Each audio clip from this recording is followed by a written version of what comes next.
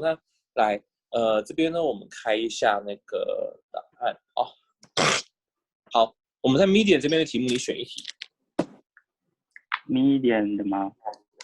这边就这个地方，你选一题，你任选一题。看数字的好，150题好。那我们来，我先带你做150题这样子。好，有在录哈，应该有那个符号嘛，对不对 ？OK， 好，150题。好，来，首先第一个，我们第一步是好，我跟你一起看原文哦。OK。On May 1st, in order to reduce the number of overdue books, a children's library instituted a policy of forgiving fines and giving bookmarks to children returning all of their overdue books. 好，我们现在知道它的意思，大概就是说，我们今天想要让小孩子们都不要逾期还书，对不对？让这个逾期还书的量减低，所以呢，我们今天想办法给他们甜头吃。好，就是跟他们讲，我不给你罚款，那你赶快就是等于说是自首从宽这样子。好，然后呢，还会给你额外的这些礼物这样子。好，那我们目前看到这边大概知道，它这篇文章可能会是一个方案目的的题目。OK。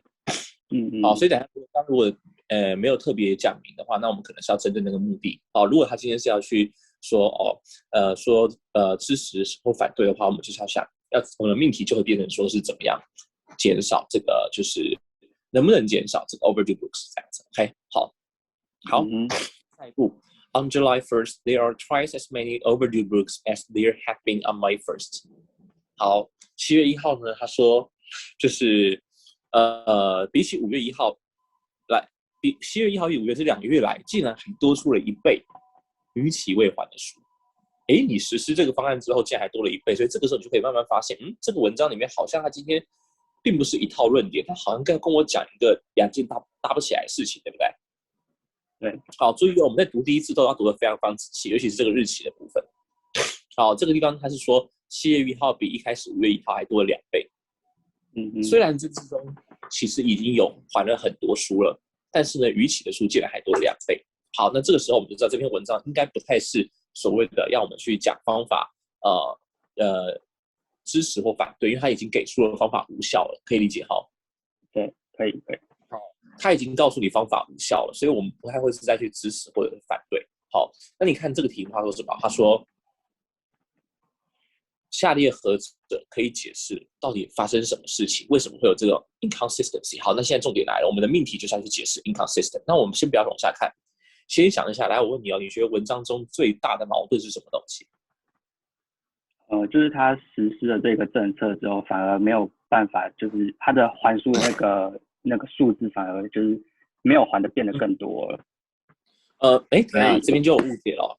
其实事实上还的是有变得更多了，对吧？他很明显的跟你讲说，明显还的数量已经变得更多了。record 的意思就是说创纪录的意思，就是以前从来没有还出那么多。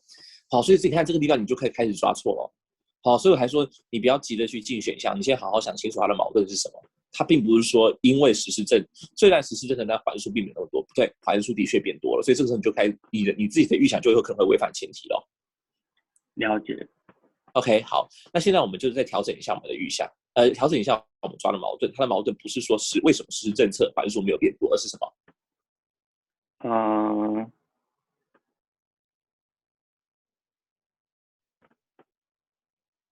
就是还的时间变得更长。没有，他文章没有这样讲。我有点看不太到仔细看 ，twice as many， 他是在讲真的是讲数量，他并没有讲还的时间更长。有更多那个就是逾期的书。对，就是今天明明就有很多人还回来，但是为什么今天又有最后总算起来还是有更多逾期的书，对不对？对吧？好，那我们现在想一下，到底中间要怎么解释？这个地方矛盾很明显哦，就是明明讲我的预想嘛。对，这个地方很明显吧，对不对？我认为是就是它上面的那个政策导致其实并没有让就是可能反而那个应该是那个书的那个 bookmark 可能让小朋友更喜欢吧。OK， 好，这道题目你之前没有看过，对不对？没有。很好，好来，所以因为你看，我们现在在确定我们的命题之后，方向就很明确了。因为你想嘛，只有一种可能，就是还回来数变多，为什么最后逾期的总额还会变多？一定是又有人故意让逾期的数变更多，对不对？对吧？那这个时候，那这个故意逾期跟这个文章的政策有什么关系？我们就要把它连起来，可以理解哈。OK， 因为毕竟是你这个政策下去之后才发生这种情况，所以代表说那个故意逾期的数变多，跟你的政策一定有关系。所以什么样的资讯会让我们觉得他有故意逾期？是因为没有罚款，所以故意逾期啊？不会啊，没有罚款又不是一个诱因，对不对？对，应该是什么？应该是因为他给你礼物，所以你才会想说，那我故意逾期。好，那我们现在来看选项哦。好，来，那这时候我们心里面就有一个很明显的预想 ，OK， 好，就是有没有可能是因为真的这个政策实在太诱人了，所以小孩子们就给跳哦，就是他就想要拿这个书签嘛，所以他就想要故意逾期一下，所以导致说有人乖乖的还，但也有人就是故意钻这个东西的漏洞这样子 ，OK， 好，对，可是这一题预想我只能够想到一个的话，这个时候也是可以先进选项嘛？如果你确定你想不到别的话就可以，因为毕竟考试还有时间限制。好。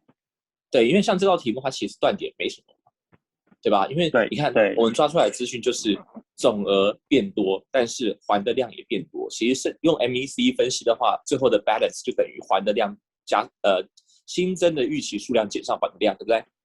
对。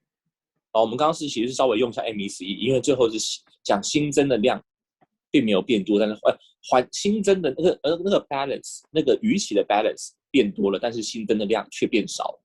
所以它剩下的唯一一个点就是到底新增的量有多少，可以理解，可以理解哈。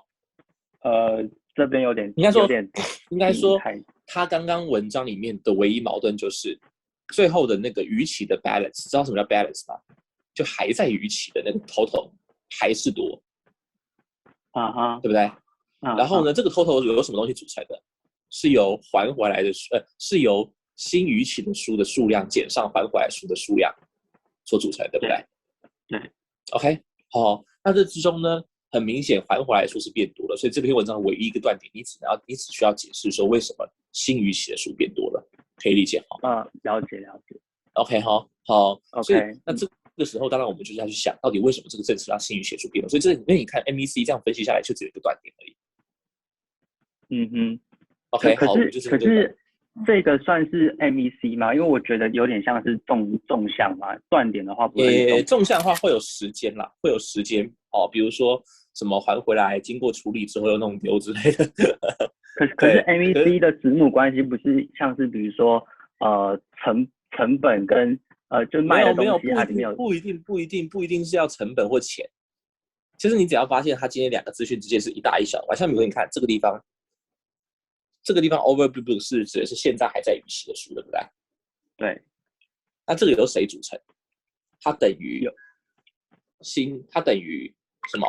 现有的旧的旧的 balance， 旧跟新的减掉已还，再加上新增，可以理解哈？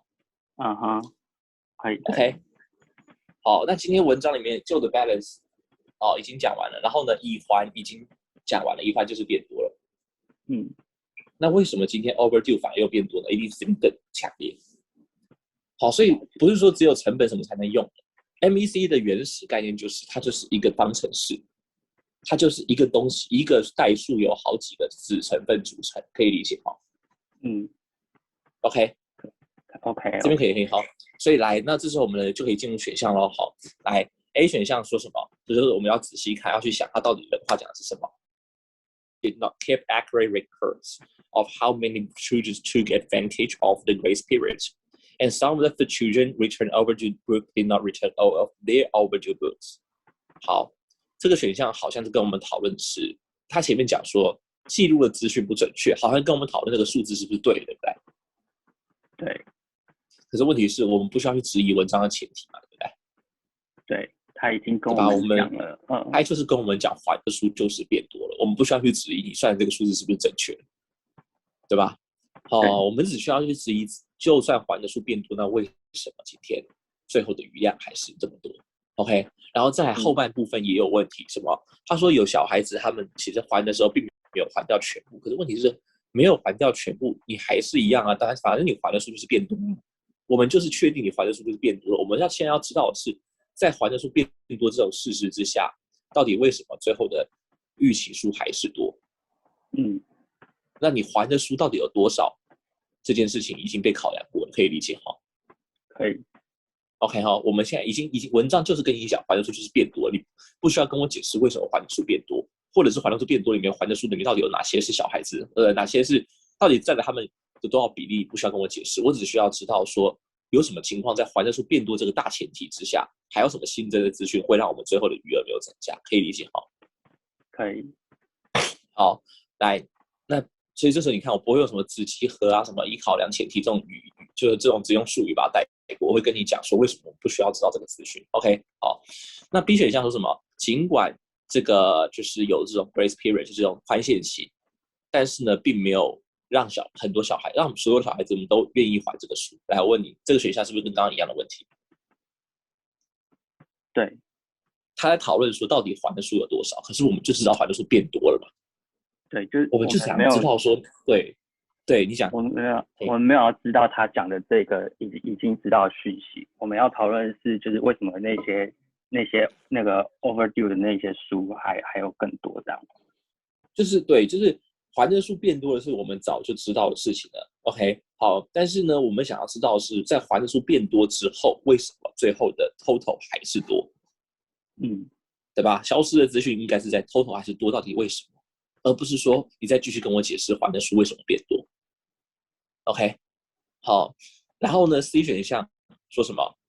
说这个书签很著名，还有很 OK， 很不错哦。所以呢，为了要去收集这些书签，很多小孩子们他们怎么样呢？他们故意就是借很多书，然后故意逾期。来，这有没有对到我们刚刚的预想？有齁，那我就先保留。OK， 好，那D选项说什么？小孩子们他们一次最多能借5本书，然后最多能借2周。因此怎么样呢？其实每一个小孩，他们如果算2个月的时间的话，他们可以借最多15本书，对不对？对吧？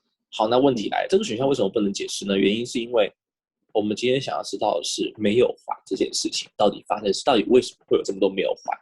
你跟我讲这个图书馆的规则很好，我知道他可以借15本，可是问题是我不知道这15本里面哪些是逾期的，哪些是没逾期的，对不对？对，你只是跟我讲这个图书馆有这个规则 ，OK， 那我知道规则很好，但问题是有这个规则存在，那我哪知道到底今天小孩子们到底有没有用掉这15本的限制？那或者是他们今天到底15本里面有哪些是故意借到逾期的，哪些不是，对不对？我们要知道的是违规的情况为什么严重，你只是跟我阐述规则是什么，无法跟我解释为什么人们会违规，可以理解齁？可以，这样解释就很清楚，而不是我会跟你这样解释就很清楚了齁。可以，而不是我跟你讲说就是讲这个借的书的数量跟这个最后的逾期无关，这样就没有意义了。OK， 好，那我们看1选项，尽管这个图书馆他们会有宽限这个制度 ，the amount previously charged children was minimal。实际上怎么样呢？之前的罚款其实也蛮轻的，因此这个就是宽限罚款这件事，其实对小孩子们不痛不痒，不会让他们有积极的诱因去还书。那我问你这个选项你在干嘛了？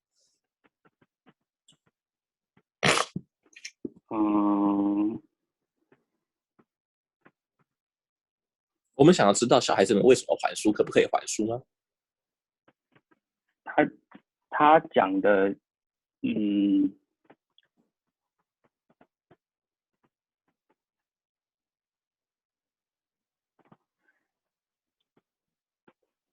我这边自己的解读，我会觉得说，因为我们刚刚预想是在说那个 bull mark， 就是应该说这个政策是让这个小孩子就是让那个 overdue 的书变更多，可他这边在跟我们讨论说，我稍微再看一下，没有，你只要用一句话解释就可以了，就是我们就已经知道还书变多了，对吧？你不需要跟我解释为什么还书变多，对吧？我们要知道的情况下，你不需要跟我讨论说还书有没有变多，还书就是变多了。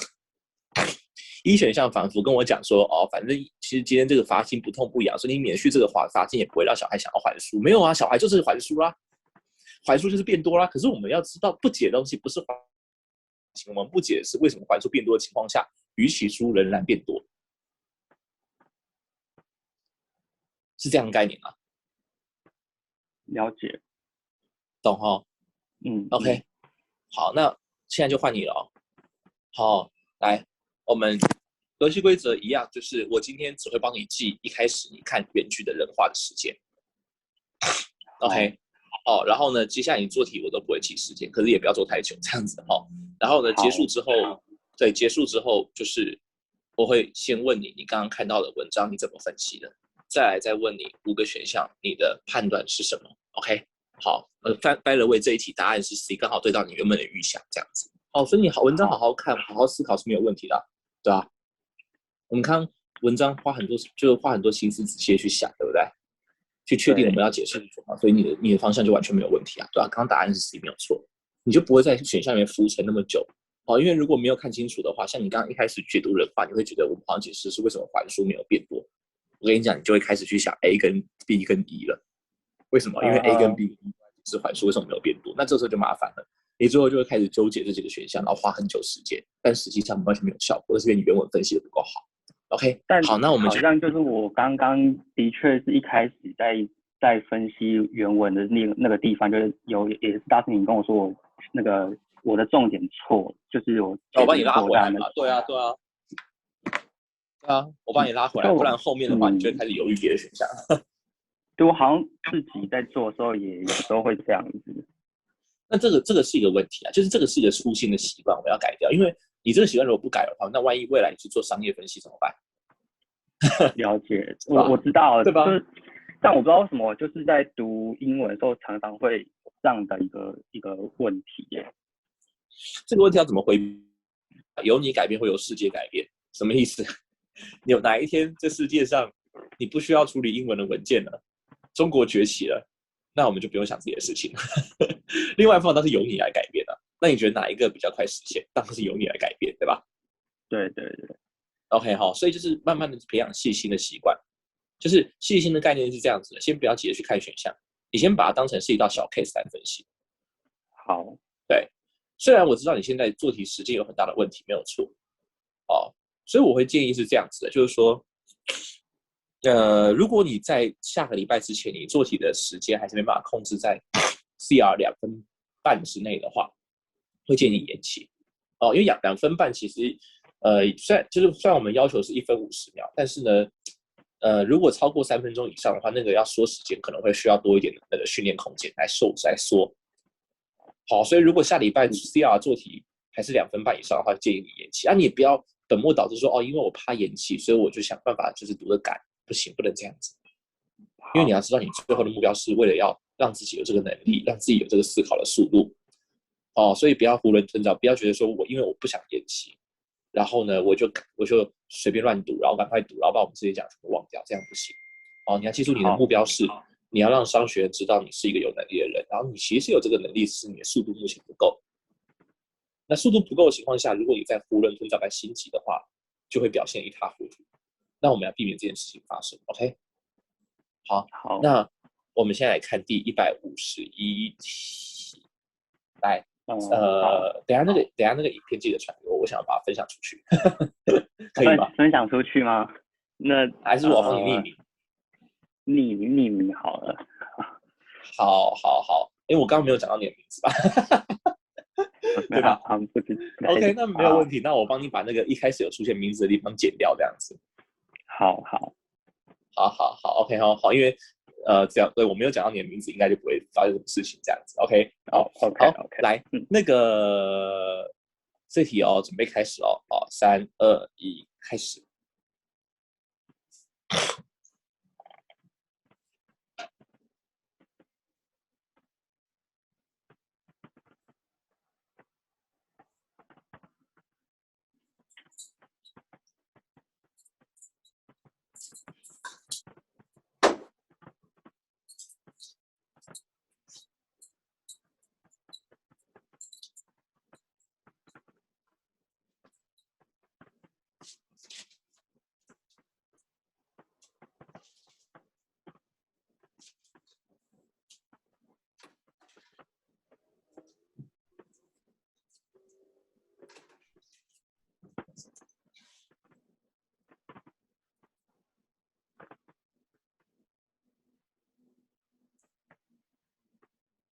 好。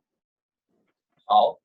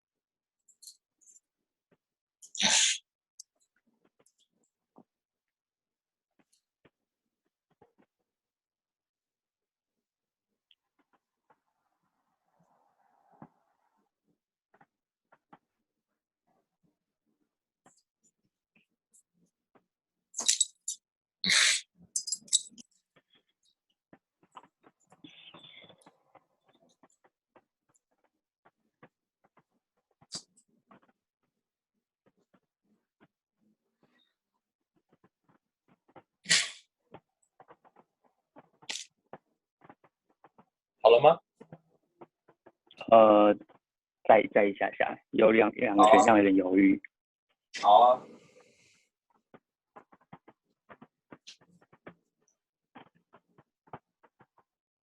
好。OK，来，好，你答案选什么？我选那个 A 选项。好，选 A 选项这样子。OK，好，那个先讲一下你刚刚看到的好文章的大概讲什么东西。他还讲说那个沙漠的那个蜥蜴他们会去下蛋，然后通常这个蛋呢，他们在这个孵化之前呢，如果有任何的这个破坏的话，就是没办法孵化成功，就是如果有受到一些干扰破坏的话，他们就不能孵化成功。然后可是为什么那个蜥蜴他们就是这个成年的蜥蜴不会守在那个蛋的附近这样？你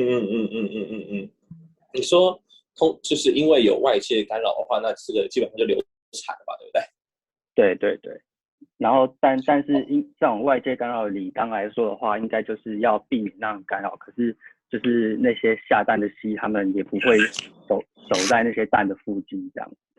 OK，好，来，那今天我们的要证明的是什么东西？这边的话，命题会说为什么就是明明应该要去保护那些蛋，但这些蜥却没有去保护他们的蛋。OK，好，那你觉得为什么呢？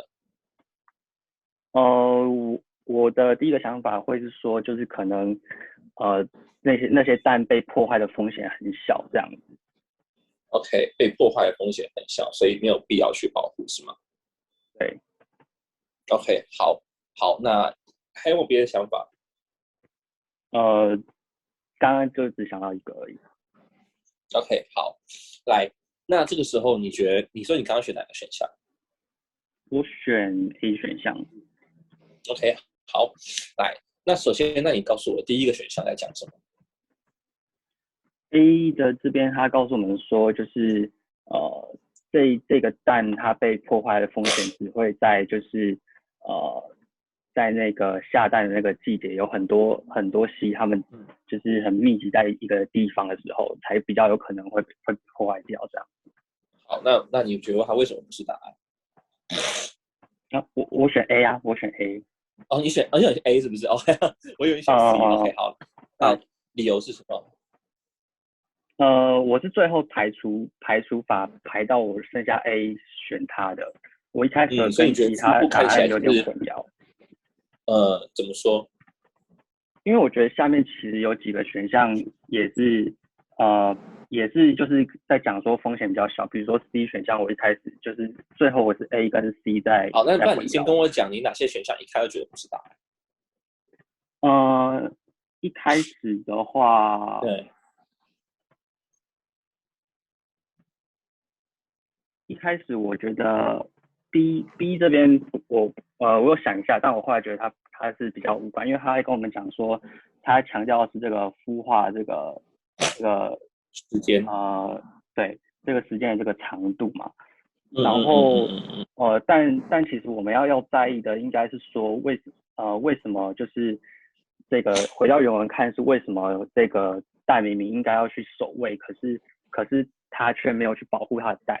那可是他B 却是在讨论说孵化长度的时间，那我觉得比较没有符合到我们的命题，说我要找寻到那个为什么他明明应该去做却不去做这个，我会建议应该去对，我会建议再多补一句，就是孵化时间长或孵化时间短，不代表孵化的过程安全与否，可以理解哦。这样才会让我你的说服力变得完整，这样子。好，那我 OK 来，那 C 选项为什么不是答案？啊，你再跟我讲下一个你觉得完全没有考虑的选项是什么？下一个我选那个猪选项，就是把它排除掉，因为猪它在跟我们讲说，在讨论的是这个气温跟这个湿度，在这个他们下蛋挖这个地方，那是不是适合给这个蛋这样子？然后他有说就是除非要马上去把它填起来，可是他这边讲的是说，我认为猪的重点在讲说它适不适合去孵化蛋，他没有强调说这个环境是不是可以保护好蛋，所以我觉得猪其实没有就回到原文，我们应该要讨论的是说为什么应该去保护却没有保护，但猪它其实在讲的是说环境适不适合去孵化而已。而且更好玩的是，都选项其实可以用更直观的方式来解释哦，就是我们今天要解释的是为什么不用保护。那如果你要用环境来解释的话，应该像环境更好，对不对？环境如果更不好，那不是更不需要保护吗？对，不是更需要保护嘛，对吧？对，对吧？那所以今天都选项其实有点方向反过来了。对，我们要解释是为什么不需要保护，所以理论来讲，不要保护的话，那你用那个环境很好，所以可以自由生长，你可以活得很好。如果环境不好，那不是反而是想要想为什么他们并不好保护了嘞？这不是方向相反的，对吧？好，不过没关系，已经 OK 了。那因为毕竟我们是要解释为什么要为什么不保护，而不是要解释为什么它能活下去这样子。而不是要解释为什么它今天能不能孵化这样子。好，那一选项，那其他 B、C、E 呢？还有我最后把它先第一轮排除。为什么？一的话，因为他这边在跟我们讲的是说，就是唯一可以破坏蛋的方式是要去那个借由去打开他们那个埋那个蛋的那个地方。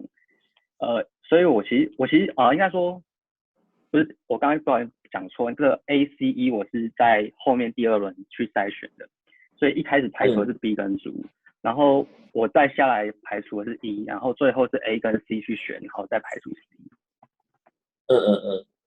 对，那E 这边的话，我没有选它的原因是因为他在强调的，会让我觉得他在强调的是，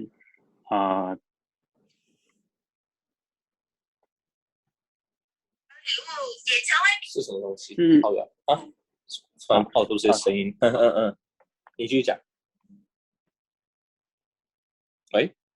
喂，我稍微整理一下我，对。好。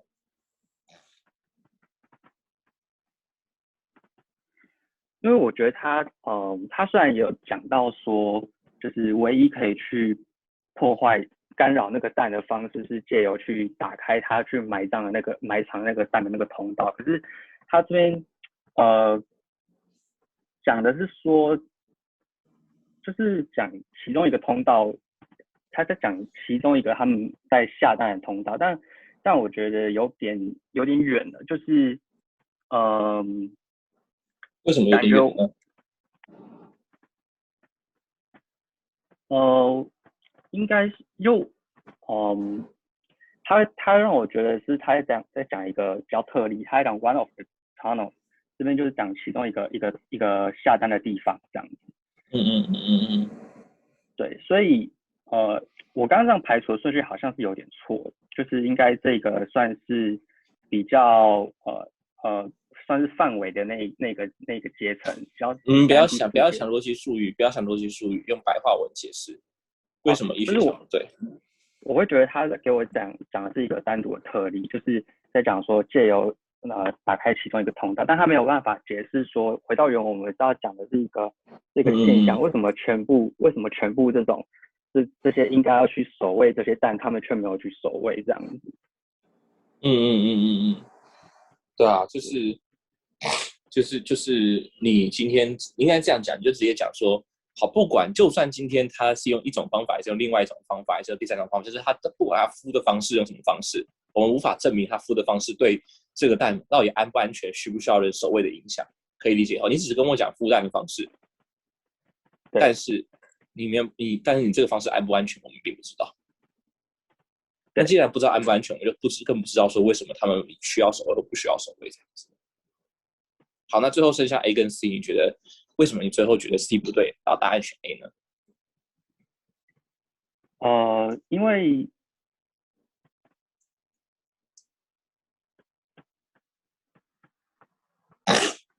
因为其实我觉得 C 它虽然跟我们讲是说这个他们下蛋下的数量是15到20，然后但是其实真正可以存活的蛋大概就是只有10个可以孵化出来，但是它其实这边讲的再仔细读一遍之后，我会觉得它其实只是在描述一个事实背景而已，它并没有解释说为什么蜥蜴它会有一个反常的行为，应该去保护蛋却没有去保护蛋这样。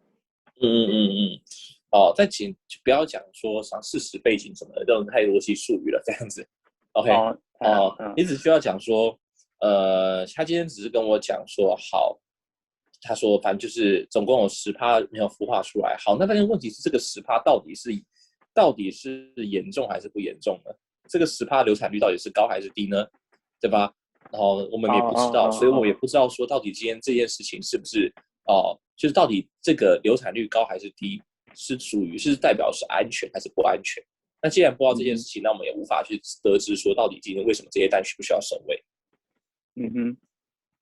OK， 好，那就算你说今天它语气像是 only， 说只有10%，有没有？说只有不是10%，不好意思，这应该是只有一半。